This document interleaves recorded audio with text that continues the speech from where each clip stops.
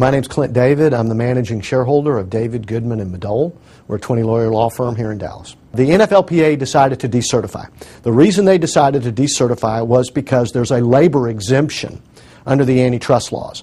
So they became now a trade association rather than a labor union. So as a result of that, this lawsuit can now be brought. Otherwise, there was an exemption.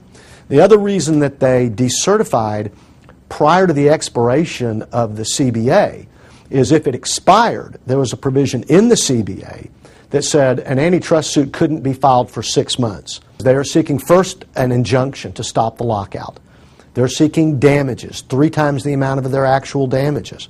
They're seeking a number of other remedies, but essentially they're asking that the courts rule that the NFL, as it operates, is an illegal monopoly. It's anti-competitive, and it violates the antitrust laws of the United States. The ruling by the Supreme Court in the American Needle case, which was a unanimous decision, made this lawsuit possible. It determined that the NFL was 32 separate companies, not one big company. Had they ruled it was one big company, it would no longer be subject to the antitrust laws, and this lawsuit could have never been filed. Because the Supreme Court ruled unanimously that it's 32 competitive businesses, it makes the antitrust laws applicable, and it made this lawsuit possible. The players clearly want Judge Doty. The owners clearly do not. Not that he's biased.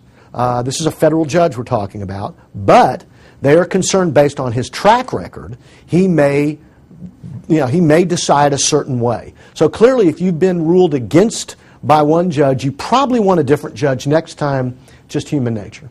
The union has gone away, so it is not in a position to be able to negotiate on behalf of the players. So what the players lose is a unified voice.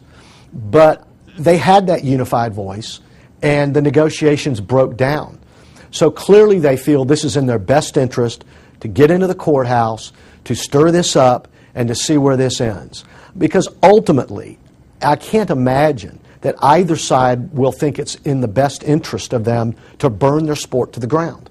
That can't be in anyone's best interest. So once this thing plays out and everybody's obtained all the leverage they can, a deal is going to be struck. The real question is, how will it affect the fans?